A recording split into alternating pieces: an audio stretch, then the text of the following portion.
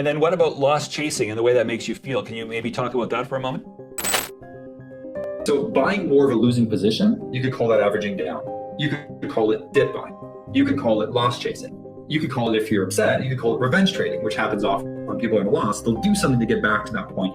And going back to prospect theory, when you're in the loss position, you're willing to take a lot of risk to get it back, to make it back to your original reference point.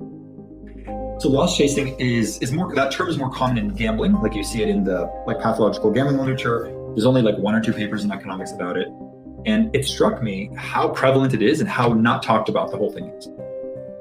So what I've developed at Profit Wall Street is an algorithm that detects when you are buying more of a losing position. What this algorithm does is it creates a sub-portfolio of all the times you've done that, all the times you've bought in a losing position, and it just tells you factually what is the performance of that action. Some people are expert dip buyers.